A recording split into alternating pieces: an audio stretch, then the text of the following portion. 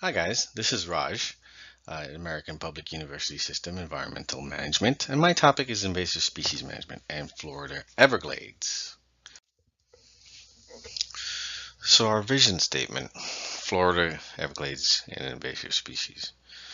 So we want to reduce the Burmese python population to allow for the increase of other smaller animals in the Everglades within the next 15 years. Some of the alternatives.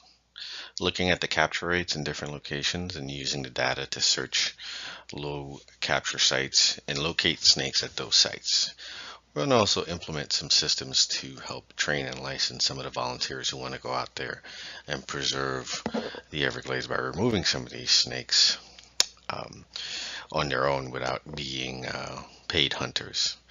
The dense vegetation, strong sunlight, um, prevented from using the drone in a certain way. You want to look at how they will have to go out and do foot patrols.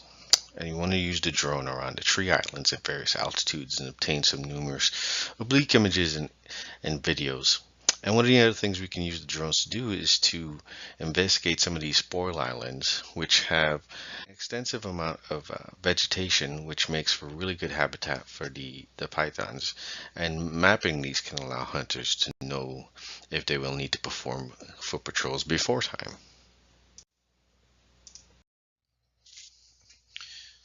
And here we have a photo of our volunteers removing some of the pythons.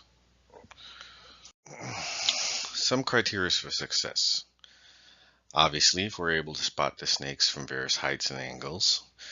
If they're able to spot the snakes with various ground cover, 50% or less a ground cover.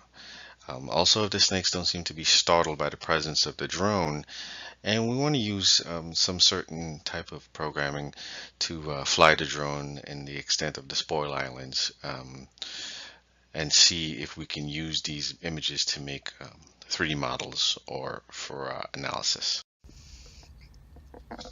So what you're looking at here is one of the drones that was used to spot a python within the 50 percentile or less vegetation cover in the Everglades. And he was able to get the drone so close to the python that he almost got to the point where he was touching the nose. And as you can see, our hunter over here is trying to get a hold of the snake, and he's striking at him. Now I want you to watch closely what happens when the drone gets closer to the snake and the reaction that it gets. Now he was able to spot the snake, and then what we figured out was that the drone got closer, and the snake actually wasn't afraid of it and didn't feel threatened. So which means this type of technology can be used to spot the snake, and they won't run off. They won't potentially get scared and startled and want to strike at it and leave the vicinity. So, and it's about to get to that point right now, and see how close it gets up to the snake. And it's not in an aggressive stance. It's not trying to strike. It's more curious. And these are my references, and that's the end of my presentation. Thank you very much.